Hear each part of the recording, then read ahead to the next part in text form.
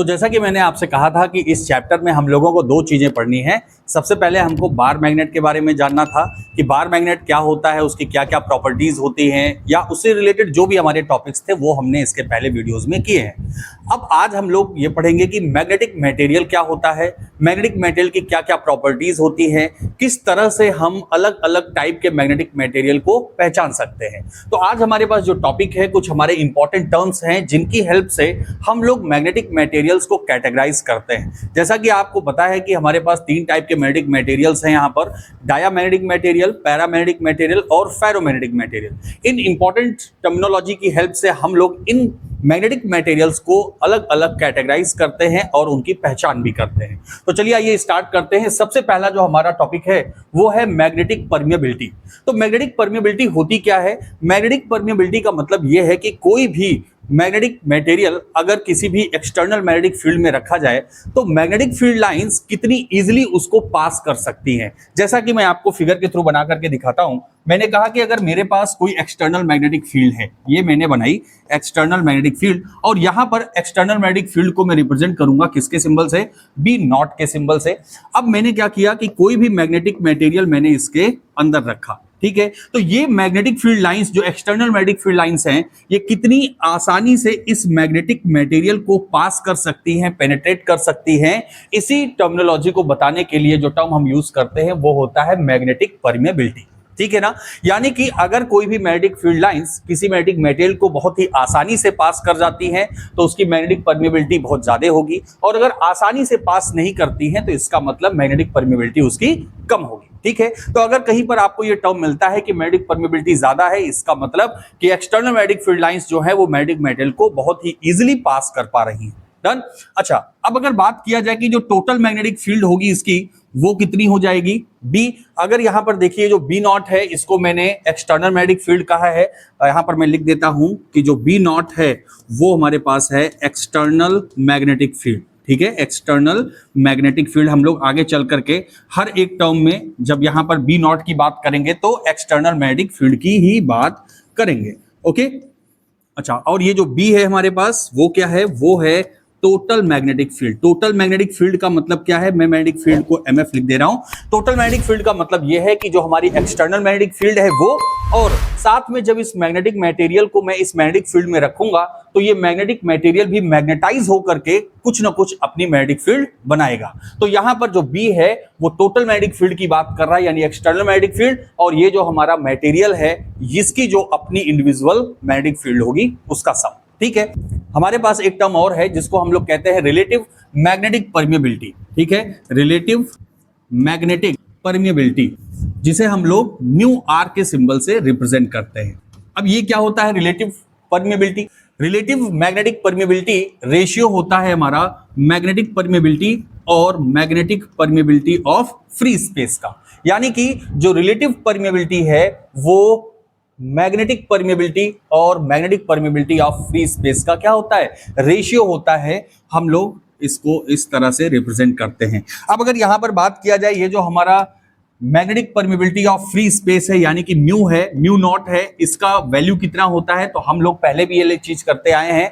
इसकी वैल्यू होती है 4 pi into 10 to the power -7, और इसकी यूनिट होती है वेबर पर एम्पियर मीटर। ये चीज ध्यान रखनी है आपको कि यहां पर जो magnetic permeability of free space mu naught है उसकी एसआई यूनिट जो होती है वो होती है वेबर पर एम्पियर मीटर, ठीक है। तो ये हमारे पास टर्म है जो कि हमारा मैग्नेटिक परमिएबिलिटी, जिससे कि हम ये पता करते हैं कि कोई भी मैग्नेटिक फील्ड लाइंस किसी मैग्नेटिक मटेरियल को कितनी आसानी से, कितनी इजीली पास कर सकती है, ठीक है। चलते हैं नेक्स्ट टर्म के ऊपर। जो हमारा नेक्स्ट टॉपिक है वो है मैग्नेटिक इंटेंसिटी। मैग्नेटिक इंटेंसिटी का मतलब क्या है कि अगर हमारे पास कोई भी एक्सटर्नल मैग्नेटिक फील्ड है, जैसा कि मैंने अभी आपको बताया, जिसको मैं बी नॉट लिखूंगा, और इसके अंदर मैंने कोई भी मैग्नेटिक मटेरियल रखा, ये मैंने मैग्नेटिक मटेरियल रखा, ठीक है ना।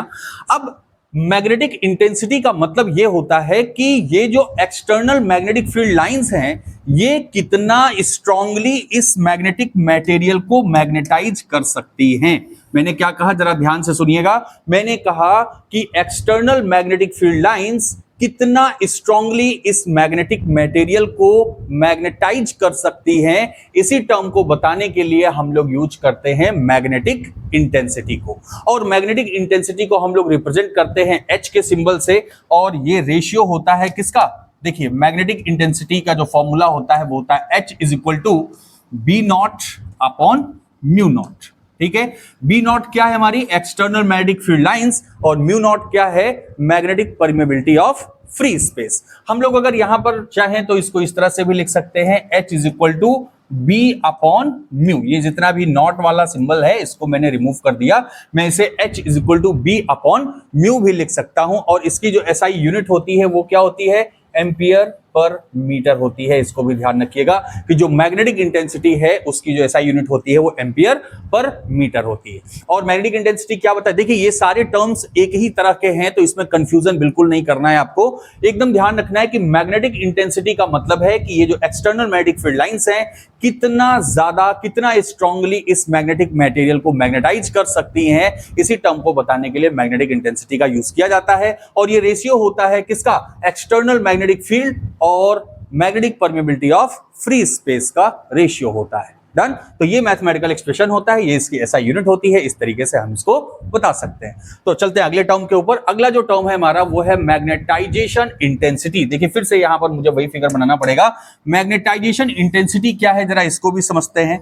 देखिए मैग्नेटाइजेशन इंटेंसिटी का मतलब यह है कि अगर मैं किसी भी एक्सटर्नल मैग्नेटिक फील्ड में किसी भी मैग्नेटिक मटेरियल को मैं रखता हूं, ये मेरे पास एक मैग्नेटिक मटेरियल है और मैंने इसको एक्सटर्नल मैग्नेटिक फील्ड में रख दिया, ठीक है। ये टर्म हमको ये बताता है कि कोई भी मैग्नेटिक मटेरियल कितना ज्यादा मैग्नेटाइज हो सकता है, ठीक है। देखिए एकदम कंफ्यूज नहीं होना आपको। अगर मैं किसी भी मैग्नेटिक मटेरियल को एक्सटर्नल मैग्नेटिक फील्ड में रखता हूं तो वो मैग्नेटिक मटेरियल कितना ज्यादा मैग्नेटाइज हो सकता है, इसी टर्म को बताने के लिए यूज करते हैं मैग्नेटाइजेशन इंटेंसिटी, ठीक है ना। कि अगर मैं इस मटेरियल को इस मैग्नेटिक फील्ड में रखूंगा तो जाहिर सी बात है ये मैग्नेटिक मटेरियल क्या होगा, मैग्नेटाइज होगा। और अगर मैंने कहा कि ये मैग्नेटाइज होने के बाद अपनी भी कुछ इंडिविजुअल मैग्नेटिक फील्ड क्रिएट करता है जिसको मैं BM से रिप्रेजेंट करता हूं, तो यहां पर अगर मैं बात करूं जो टोटल मैग्नेटिक फील्ड होगी वो कितनी होगी भाई, total magnetic field B is equal to हो जाएगी B नॉट प्लस BM। क्यों मैंने कहा ऐसा, क्योंकि देखिए ये टोटल मैग्नेटिक फील्ड है जो इस मैग्नेटिक मटेरियल और एक्सटर्नल मैग्नेटिक फील्ड का सम है, यानी कि ये B not external magnetic field और ये जो BM है वो इस मैग्नेटिक मटेरियल ने मैग्नेटाइज होने के बाद ये मैग्नेटिक फील्ड प्रोड्यूस की है। अब भाई अगर ये मैग्नेटाइज हो गया है तो इसका मतलब ये मैग्नेटिक प्रॉपर्टी शो करेगा, यानी मैग्नेट की तरह बिहेव करेगा। और मैग्नेटिक फील्ड की डायरेक्शन में मैग्नेटाइज हुआ है तो मैं कह सकता हूं ये वाला जो एंड होगा वो नॉर्थ पोल और ये वाला एंड जो है वो साउथ पोल की तरह बिहेव करेगा, यानी कि एक बार मैग्नेट की तरह बिहेव करेगा। और भाई इसकी कोई पोल स्ट्रेंथ भी होगी तो मैं इसे कह देता हूं स्मॉल m, ठीक है। अच्छा एक बात और कि ये जो हमारा मैग्नेटाइजेशन इंटेंसिटी I है इसको हम बेसिकली 3 फॉर्मूलों से डिफाइन कर सकते हैं। कौन कौन से फॉर्मूले हैं जरा ये जानते हैं, लेकिन उससे पहले अगर मैं ऐसा कह लूं कि ये बार मैग्नेट है तो इसकी जो लेंथ है वो मैं बार मैग्नेट की ही मान लेता हूं 2L, और जो इसका ये क्रॉस सेक्शन एरिया है इसको मैंने कह दिया कि ये कितना है, A के बराबर है। जो मैग्नेटाइजेशन इंटेंसिटी है उसको मैं डिफाइन कर सकता हूं I इज इक्वल टू, यानी कि magnetisation intensity is equal to BM upon mu naught, यानी कि मैग्नेटाइजेशन इंटेंसिटी जो है वो इस मैग्नेटिक मटेरियल की मैग्नेटिक फील्ड और magnetic permeability of free space का रेशियो होती है। डन। पहला तो ये फॉर्मूला हो गया जिसके थ्रू हम मैग्नेटाइजेशन इंटेंसिटी को रिप्रेजेंट कर सकते हैं। हम बात करें कि अगर ये बार मैग्नेट की तरह बिहेव कर रहा है तो जाहिर सी बात है इसमें डायपोल मोमेंट भी आया होगा, और डायपोल मोमेंट की डायरेक्शन क्या होगी भाई, डायपोल मोमेंट की डायरेक्शन होगी साउथ से नॉर्थ की तरफ, और वो कितना होगा तो हमें पता है कि डायपोल मोमेंट जो होता है capital M is equal to होगा 2L, यानी कि length of bar magnet into pole strength of bar magnet, ठीक है। अगर हम इसके टर्म में बताना चाहें मैग्नेटाइजेशन इंटेंसिटी तो नेक्स्ट हमारा जो फॉर्मूला होगा वो होता है I is equal to M upon V, यानी कि dipole moment per unit volume, ठीक है। Dipole moment per unit volume के टर्म से भी हम लोग मैग्नेटाइजेशन इंटेंसिटी को रिप्रेजेंट करते हैं। अब मैं अगर यहां पर डाइपोल मोमेंट m और वॉल्यूम v की वैल्यू अगर पुट करूं तो हमें पता है कि जो डाइपोल मोमेंट होता है उसकी वैल्यू क्या होती है भाई, वो हम होती है pole strength into length of bar magnet upon, यहां पर वॉल्यूम की अगर बात करें तो ये जो बार मैग्नेट है इसकी लेंथ है 2l और क्रॉस सेक्शन एरिया है a, तो यहां से मैं लिख सकता हूं cross section area into 2l। अब देखिए यहां से कुछ चीजें कैंसिल आउट हो जाएंगी, तो क्या कैंसिल हो रहा है भाई, 2l से 2l कैंसिल हो गया, तो यहां से हमारे पास मैग्नेटाइजेशन इंटेंसिटी का एक और फॉर्मूला आ गया जो कि है I is equal to pole strength of magnetising material upon cross section area. तो देखिए यहां पर हमारे पास टोटल 3 फॉर्मूले आते हैं जिसकी हेल्प से हम लोग मैग्नेटाइजेशन इंटेंसिटी को डिफाइन कर सकते हैं। डन। अगला जो पॉइंट है हमारा वो है मैग्नेटिक ससेप्टिबिलिटी। मैग्नेटिक ससेप्टिबिलिटी का मतलब क्या है कि अगर किसी भी मैग्नेटिक मटेरियल को हम एक्सटर्नल मैग्नेटिक फील्ड में रखते हैं तो वो कितना इजीली मैग्नेटाइज हो सकता है। देखिए सारे टर्म्स एक दूसरे से ही लिंक कर रहे हैं, कंफ्यूज नहीं होना है आपको। मैंने कहा कि मैग्नेटिक ससेप्टिबिलिटी का मतलब है कि कोई भी मैग्नेटिक मटेरियल अगर किसी एक्सटर्नल मैग्नेटिक फील्ड में रखा जाता है तो वो कितनी आसानी से मैग्नेटाइज हो सकता है, इसी टर्म को बताता है मैग्नेटिक ससेप्टिबिलिटी। ठीक है, यानी कि अगर इजीली मैग्नेटाइज हो जा रहा है, इजीली वो मैग्नेटिक प्रॉपर्टी शो करने लग रहा है, इसका मतलब उसकी मैग्नेटिक ससेप्टिबिलिटी ज्यादा है। अगर वो इजीली नहीं कर रहा है, यानी कि उसको बहुत ज्यादा मैग्नेटिक फील्ड प्रोवाइड करनी पड़ रही है, उनको वो जल्दी मैग्नेटाइज नहीं हो रहा है, इसका मतलब कि उसकी मैग्नेटिक ससेप्टिबिलिटी कम है। तो इस तरीके से अगर मैं यहां पर कहना चाहूं, अगर हमारे पास कोई मैग्नेटिक मटेरियल है और मैं इसको किसी मैग्नेटिक फील्ड में रखता हूं तो ये कितनी आसानी से मैग्नेटाइज हो जाएगा, यानी मैग्नेटिक प्रॉपर्टी शो करने लगे, कहते हैं मैग्नेटिक ससेप्टिबिलिटी। इसको रिप्रेजेंट किससे करते हैं, तो इसको हम लोग काई m के सिंबल से रिप्रेजेंट करते हैं। ये जो x बना हुआ है इसको हम लोग काई कहते हैं, और जो इसका मैथमेटिकल एक्सप्रेशन होता है वो होता है chi m is equal to I upon h। ये I क्या है भाई हमारे पास, ये है क्या है, ये है मैग्नेटाइजेशन इंटेंसिटी, और h क्या है हमारा मैग्नेटिक इंटेंसिटी। यानी कि जो हमारी मैग्नेटिक ससेप्टिबिलिटी है वो रेशियो होता है मैग्नेटाइजेशन इंटेंसिटी और मैग्नेटिक इंटेंसिटी का। ठीक है, देखिए आइए जरा एक बार रिकॉल कर लेते हैं जरा जल्दी से। हमने अभी तक 4 टर्म्स यहां पर पढ़े हैं। सबसे पहला मैग्नेटिक परमेबिलिटी। तो मैग्नेटिक परमेबिलिटी का मतलब है कि मैग्नेटिक फील्ड लाइंस किसी भी मैग्नेटिक मटेरियल को कितनी आसानी से पास कर सकती हैं, उसे हम कहते हैं मैग्नेटिक परमेबिलिटी। फिर हमने कहा मैग्नेटिक इंटेंसिटी, यानी कि ये जो एक्सटर्नल मैग्नेटिक फील्ड लाइंस हैं ये इस मैग्नेटिक मटेरियल को कितना ज्यादा या कितने स्ट्रांगली मैग्नेटाइज कर सकती हैं, इस टर्म को डिफाइन करने के लिए हम लोग यूज करते हैं मैग्नेटिक इंटेंसिटी। फिर हमारे पास है मैग्नेटाइजेशन इंटेंसिटी। ये मटेरियल बेस्ड है, यानी कि कोई भी मैग्नेटिक मटेरियल अगर मैं एक्सटर्नल मैग्नेटिक फील्ड में रखता हूं तो वो कितना ज्यादा मैग्नेटाइज हो सकता है, उसको बताने के लिए टर्म यूज करते हैं magnetisation intensity. And next and last one magnetic susceptibility, यानी किसी मैग्नेटिक मटेरियल को अगर हम एक्सटर्नल मैग्नेटिक फील्ड में रखते हैं तो वो कितनी आसानी से मैग्नेटाइज हो सकता है, इसी को बताने के लिए यूज करते हैं मैग्नेटिक ससेप्टिबिलिटी। तो हम लोग आगे जब डाया, पैरा और फेरो पढ़ेंगे तो वहां पर जब कैटेगराइजेशन करेंगे तो इनके बिहाफ पर करेंगे कि हाँ भाई ये इजीली हो रहा है तो ये हमारा पैरा है या डाई है या फेरो है, इसको हमारी मैग्नेटिक फील्ड लाइंस आसानी से पास नहीं कर पा रही हैं तो इसका मतलब है डाया है, पैरा है या फेरो है। तो उस तरीके से हम वहां पर उसको कैटेगराइज करेंगे। चलिए अगले टॉपिक की तरफ चलते हैं जो कि हमारा है relation between magnetic permeability and susceptibility. देखिए मैग्नेटिक परमेबिलिटी की बात करें तो ये है हमारे पास म्यू आर, और ससेप्टिबिलिटी की बात करें तो ये हमारा काई एम। इन दोनों टर्म के बीच में हमको क्या करना है, रिलेशन बताना है। तो चलिए देखते हैं रिलेशन कैसे बनाते हैं। हमने सबसे पहले क्या किया, यहां पर एक एक्सटर्नल मैग्नेटिक फील्ड हमने कंसीडर की जिसको मैंने कहा B0, ओके, और इसके अंदर मैंने एक मैग्नेटिक मटेरियल प्लेस किया और जो मैग्नेटिक फील्ड लाइंस हैं उस मैग्नेटिक मटेरियल को पास करती हुई जाएंगी, और जैसे ही मैं इस मैग्नेटिक मटेरियल को मैग्नेटिक फील्ड में रखूंगा ये मैग्नेटिक मटेरियल क्या करेगा, अपनी खुद की एक मैग्नेटिक फील्ड क्रिएट करेगा, यानी कि मैग्नेटाइज होने के बाद ये मैग्नेट की तरह बिहेव करेगा और अपनी खुद की मैग्नेटिक फील्ड प्रोड्यूस करेगा, जिसको मैंने Bm कह दिया। अब अगर यहां पर बात की जाए कि जो टोटल मैग्नेटिक फील्ड होगी यानी कि B इज इक्वल टू वो किसके बराबर होगी, वो होगी B0 प्लस Bm के बराबर होगी। ठीक है ना। अभी हमने थोड़ी देर पहले भी ये चीज की थी कि जो टोटल मैग्नेटिक फील्ड है वो प्रोड्यूस्ड मैग्नेटिक फील्ड और एक टोटल एक्सटर्नल मैग्नेटिक फील्ड के सम के बराबर होगा।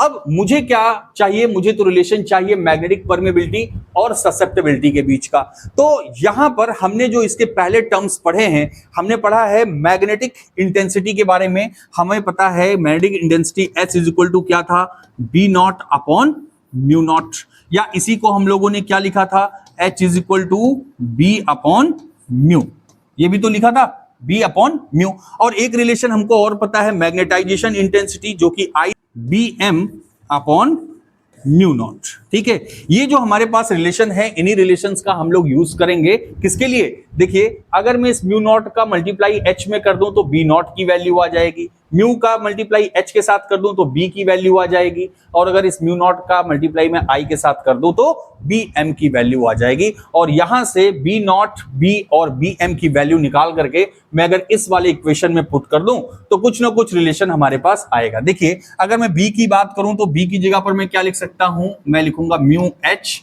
Is equal to B naught की जगह पर क्या लिखूंगा, म्यू नॉट एच, ये लिखा मैंने mu naught H, plus B M की जगह पर क्या लिखेंगे, म्यू नॉट आई, ये हो गया म्यू नॉट आई। अब ये जो हमारे पास इक्वेशन आया है, अगर मैं इसको डिवाइड कर दूं, किससे, dividing above equation by mu naught H, अगर मैं म्यू नॉट एच से इस ऊपर वाले इक्वेशन को डिवाइड कर देता हूं तो देखिए क्या आता है, ये होगा mu H upon mu naught H is equal to mu naught H upon mu naught H plus mu naught I upon mu naught H. अब यहां से देखिए क्या क्या चीजें कैंसिल हो रही हैं, तो ये देखिए h से h कैंसिल हो गया, यहां पर म्यू नॉट h है तो पूरा कैंसिल हो गया, यहां से म्यू नॉट कैंसिल हो गया, तो बचा क्या हमारे पास, देखिए जरा यहां पर बचेगा mu upon mu naught is equal to, यहां तो 1 आ गया, प्लस यहां पर बचा I अपॉन एच। अब हमको पता है कि ये जो म्यू अपॉन म्यू नॉट है, क्या लिखा हुआ है, ये magnetic permeability upon magnetic permeability of free space. इसको हम लोग किस नाम से जानते हैं, इसको हम लोग कहते हैं रिलेटिव मैग्नेटिक परमेबिलिटी। क्या बोलते हैं म्यू और को, relative magnetic permeability is equal to 1 plus I upon H, यानी कि मैग्नेटाइजेशन इंटेंसिटी और मैग्नेटिक इंटेंसिटी का जो रेशियो होता है उसको हम लोग कहते हैं क्या, मैग्नेटिक ससेप्टेबिलिटी के नाम से जानते हैं। तो ये हमारे पास रिलेशन आ गया मैग्नेटिक ससेप्टेबिलिटी और रिलेटिव मैग्नेटिक परमेबिलिटी के बीच में, जो कि है mu R is equal to 1 plus chi M. लेकिन अगर मान लीजिए हमको यहां पर मैग्नेटिक ससेप्टेबिलिटी चाहिए तो मैं इसको इस साइड में कर दूंगा, chi M is equal to mu R minus 1। इस फॉर्मूले का यूज भी हम लोग कर सकते हैं, तो ये चीज आप अगर चाहें तो नोट कर सकते हैं। तो ये हमारा रहा relation magnetic permeability and susceptibility के बीच में। मैं उम्मीद करता हूं कि आपको ये जो इंपॉर्टेंट टर्म्स थे वो समझ में आए होंगे। अगर आपको समझ में आया है तो जरूर आप इसका यूटिलाइजेशन अगले वीडियो में जब हम मैग्नेटिक मटेरियल को कैटेगराइज करेंगे वहां पर जरूर करेंगे, इसको ध्यान में रखिएगा। अगर आपको समझ में आया है, अच्छा लगा है, तो प्लीज इस वीडियो को अपने दोस्तों को भी शेयर करिए, लाइक करिए, और कोई भी डाउट हो तो उसको कमेंट बॉक्स में कमेंट करके जरूर बताइए। मिलते हैं हम लोग अगली वीडियो में, तब तक के लिए थैंक यू वेरी मच।